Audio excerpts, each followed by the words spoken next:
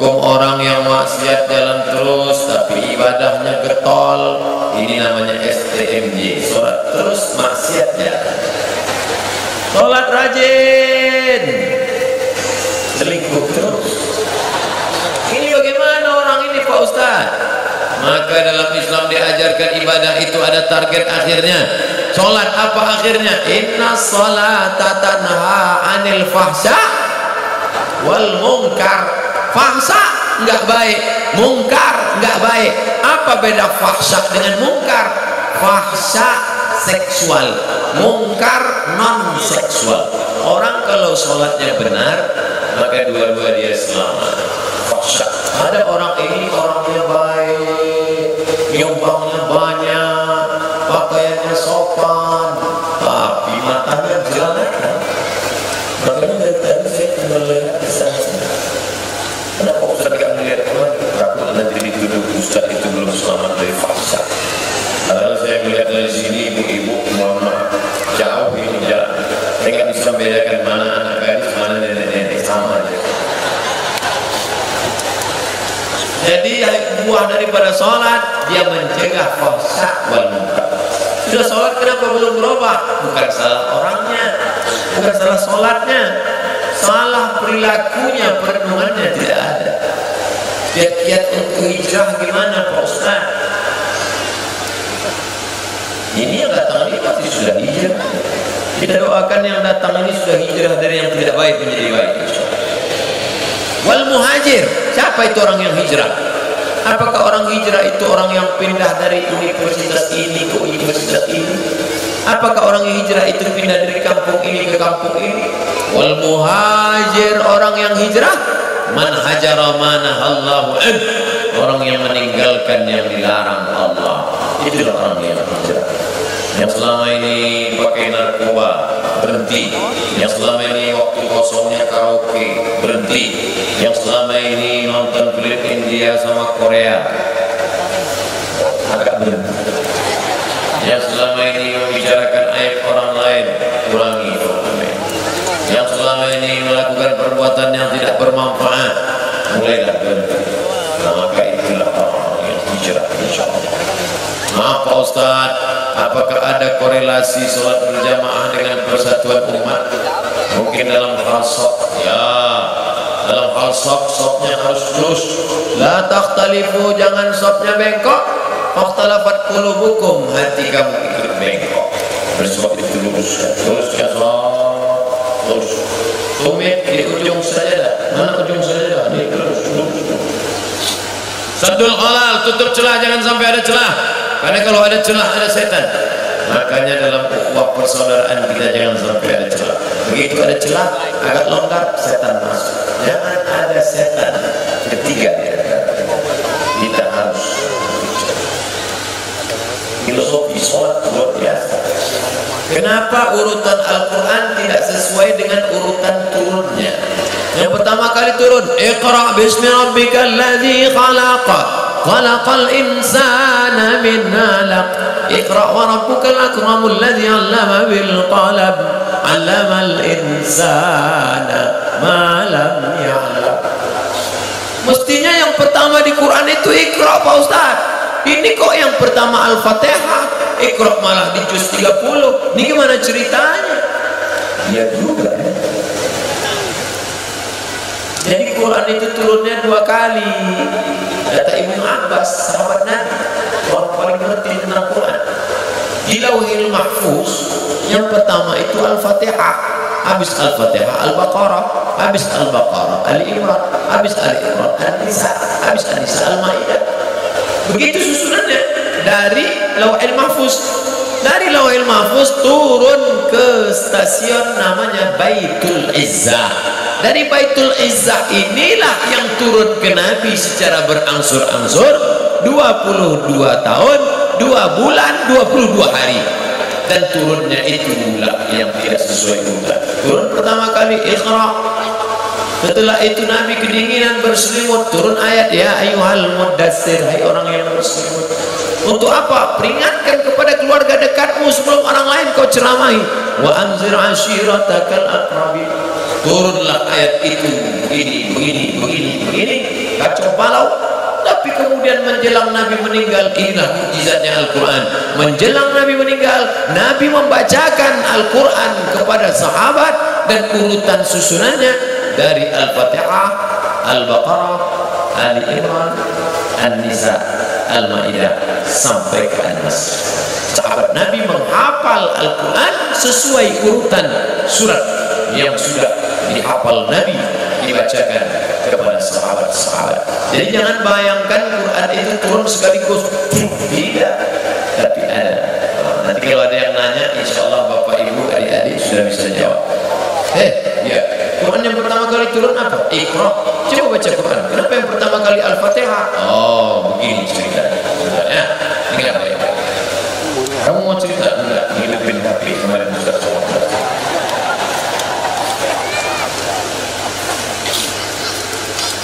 Kenapa periwayat hadis lebih terkenal Bukhari dan Muslim dibanding imam 4 mazhab? Ini pertanyaannya cerdas-cerdas. Memang orang dekat buku ini cerdas. Bukan cuma tanamannya yang otaknya juga subur. Di tempat lain ada pertanyaan,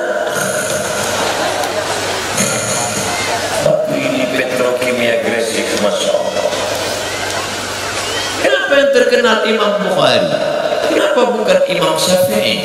Kenapa bukan Imam Syafi'i spesialisasi bidang hukum? Apa makna fikih dalam hadis? Makanya dia fikih hadis. Ini halal, ini haram, ini makruh, ini mubah. Tapi kemudian disusunlah oleh ulama, isinya sahih semua. Jadi sebenarnya apakah sebelum Imam Bukhari tidak ada ulama yang tahu tentang sahih? Ya. Tapi ketika mereka susun, ada yang mereka buat tidak sebutkan sanadnya, ada yang hadis itu mursal, ada yang hadis itu mu'allaq, ada yang hadis itu munqati, ada yang hadis itu mu'tal. Oleh sebab itu sanadnya tidak bersambung. Datanglah Imam Al-Bukhari menyebutkan sanad itu apa Pak Ustaz? Sanad itu adalah urutan silsilah riwayatan. Imam Bukhari paling bawah, meninggal 256 Hijrah. Dia dapat hadis itu dari mana? Dari Imam Abdullah bin Maslamah. Abdullah bin Maslamah dapatnya dari siapa? Malik bin Anas, meninggal tahun 179. Malik bin Anas dapat dari siapa? Dari Abu Zinad. Abu Zinad dari siapa? Dari Al-A'raj. A'raj dari siapa? Dari Abu Hurairah. Abu Hurairah dari siapa? Dari Nabi Muhammad SAW. Apakah Imam Malik tidak tahu? Itu tahu. Tapi Imam Malik dalam kitab Muwatta beberapa sanad dia buang karena dia bicara fikih, maka sanad tidak dia sebutkan.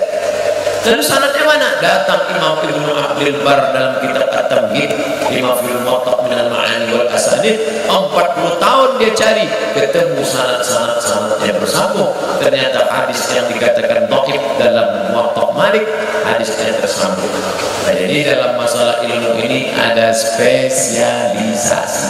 Dalam bidang fikih, Hanafi, Maliki, Syafi'i, Hanbali. Dalam bidang pengumpulan kitab yang isinya sahih semua, Sahih Bukhari, Sahih Muslim, Sunan Abi Daud, Sunan Tirmidzi, Sunan Nasai, Sunan Ibnu Majah. Dalam masalah akidah, Imam Asy'ari, Imam Maturidi. Dalam masalah akhlak, Abu Hamid Al-Ghazali, Imam Junaid Al-Baghdadi. Jadi mereka sudah punya spesialisasi. Dan sekarang tempat kita orang punya spesialisasi. Pakar politik, pakar ekonomi, pakar semua diundang di acara TV. Pakar sama pakir beda-beda tipis. Pakar spesialisasi. Datanglah ibu-ibu hamil tua menggedor pintu orang. Pak, tolong buka pintu Pak, saya mau melahirkan anak, tolong. Kamu melahirkan anak? Iya. Kenapa datang kemari? Karena di pintu Bapak ada tertulis dokter. Mohon maaf, saya memang dokter tapi dokter hewan. Jadi ada spesialisasi masing-masing. Jadi kalau dikatakan ini, ya bukan berarti dia tidak paham hadis, dia paham. Ustaz, apa keutamaan bulan Sya'ban? Datang sahabat Nabi bernama Usamah bin Zaid. Nama ayahnya Zaid bin Harisah, anak angkat Nabi. dan dia menikah punya anak laki-laki namanya Usamah bin Zaid, kesayangan Nabi. Terus Usamah bin Zaid datang bertanya kepada Nabi, ya Rasulullah, lam araka tasumu syahran min asy-syuhur. Tidak pernah aku melihat engkau puasa lebih banyak melebihi bulan Sya'ban. Jadi 12 bulan itu puasa paling banyak Ramadan, di bawah Ramadan Sya'ban. Kenapa engkau banyak puasa di bulan Sya'ban? Apa jawab Nabi? Dua jawaban. Yang pertama, laka syahrun yaghfulu anhu katsirun minan nas. Karena bulan Sya'ban bulan banyak dilupakan orang. Beribadah pada saat orang lupa pahalanya besar. Contoh tahajud malam. Tahajud banyak orang lupa, tapi ada engkau hamba yang ingat, besar pahalanya. Bulan Rajab banyak orang ingat karena Rajab bulan haram. Ramadan orang banyak ingat karena Ramadan bulan kolak. Ramadan bukan bulan kolak. Karena Ramadan bulan Lailatul Qadar. Tapi ada di tengahnya bulan yang tidak populer, bulan Sya'ban. Maka Nabi menghidupkan bulan Sya'ban. Apalagi alasan yang kedua, turfa'u fihi a'mal. Pada bulan Sya'ban amal diangkat. Amal ibu selama setahun, amal bapak selama setahun. Kalau ada pengecekan amal di kantor semuanya ribut, bapak Inspektorat Jenderal akan mengawas dari Jakarta, rapikan catatan, rapikan. Bapak BPK Badan Pengawas Keuangan akan datang, mana catatan lengkap? Nah, catatan amal kita diperiksa, diangkat pada bulan Sya'ban. Wa uhibbu an yurfa'a amali wa ana sha'im. Aku ingin, aku suka saat amalku diangkat, aku dalam keadaan berpuasa.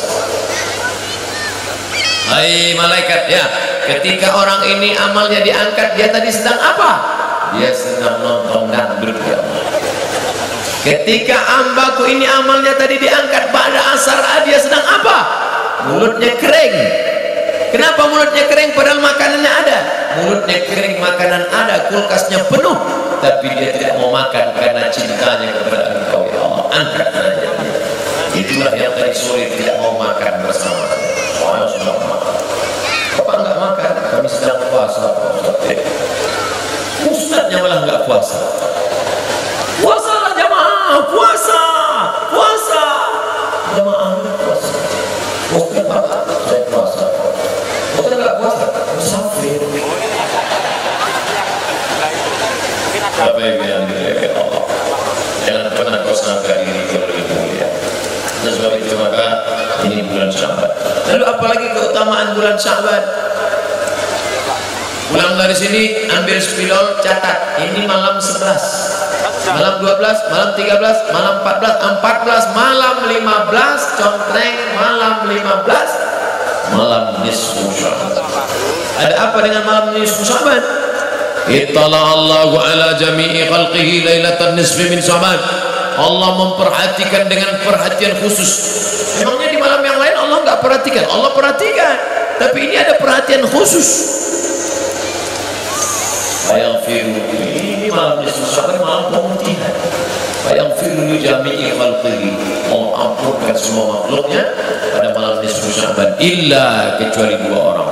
Ada dua yang tidak diampuni. Pertama, musyrik, orang yang mempersekutukan Allah dengan benda, mempersekutukan Allah dengan manusia, maka tidak diterima Allah doanya. Kedua, musyahid, orang yang berkelahi dan belum berdamai, maka berdamailah.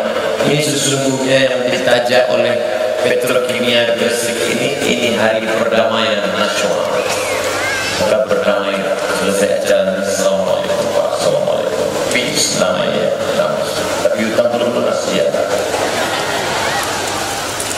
Kanan salah, kiri salah, belakang salah, depan salah. Karena kalau tidak, alhamdulillah tak diterima malam nisfu Sya'ban. Apa yang harus kita ketahui tentang riba? Apakah kita harus menghindari riba? Ada 5 bahaya riba. Pertama, alladzina ya'kuluna riba, orang yang makan riba. La yaqumuna illa kama yaqumul ladzi yatakhabbathu syaitanu minal mas. Dia akan bangkit dari kubur seperti orang yang bangkit dari kerasukan setan. Kalau pernah Bapak Ibu melihat orang sambat nanti bila dia bangkit dari kubur. 2, dia berdoa pagi, petang, siang, malam, Allahumma hadina fi man hadait. Allah tidak kabulkan doanya karena lidahnya makan haram. Diharamkan Allah mengabulkan doa dari lidah makan, kecuali lidahnya dua, satu untuk doa, satu untuk makan. 3, yang dia makan itu menjadi darah. Satu mangkok nasi berubah menjadi darah. Darah masuk ke dalam jantung, dari jantung menyembur naik ke otak, isi otaknya haram, haram, haram, haram, haram. Untung Allah masih sayang. Kalau Allah tidak sayang, tertulis di situ riba. Allah masih sayang. 3, 4, nasi yang dimakan berubah menjadi darah, darah berubah menjadi daging, daging membalut tulang belulang. Ayyuma lahmin nabata min haramin, setiap barang haram dimasukkan ke dalam badan, fannaru aulabi, tempatnya api neraka. Tumbuh daging, tumbuh darah dalam badan, tempatnya api neraka. 5, duit riba, duit riba, duit riba dibawa umrah, menangis di pintu Ka'bah, labbaik Allahumma labbaik, labbaik Allahumma labbaik. Apa kata malaikat? La labbaik wala sa'daik. Tidak ada panggilan, tidak ada kebahagiaan. Zaduka haram, karena kau berangkat dengan uang haram, kau berangkat dengan uang riba. Sebab itu alihkanlah ke bank syariah, bank konvensional, tinggalkan riba, beralih ke bank syariah. Pak Ustaz, itu katanya bank syariah sama saja menuju syariah. Kita yang membangkitkan ekonomi umat ini, insyaAllah. Tempat saya nggak ada bank syariah Pak Ustaz, boleh nggak? Daripada tilam nanti di bawah bantal. Kamu khawatir maling? Saya nggak khawatir maling Pak Ustaz. Terus istri saya khawatir. Apa hukumnya meninggalkan sholat Jumat bagi para pekerja shift? Apa solusinya Pak Ustaz? Man taraka salatal Jumu'ati, siapa yang meninggalkan sholat Jumat salasa marratin, 3 kali berturut-turut tahawunan, karena menyepelekan, bukan karena ada alasan uzur, karena sepele, taba'allahu ala qalbi, Allah mengunci hatinya. Kebetulan pas sholat Jumat kita satu kantor, ada kawan yang muslim. Oh saudara, kau mungkin memang bukan saudaraku satu akidah, tapi kau adalah saudaraku dalam satu negara kesatuan Republik Indonesia.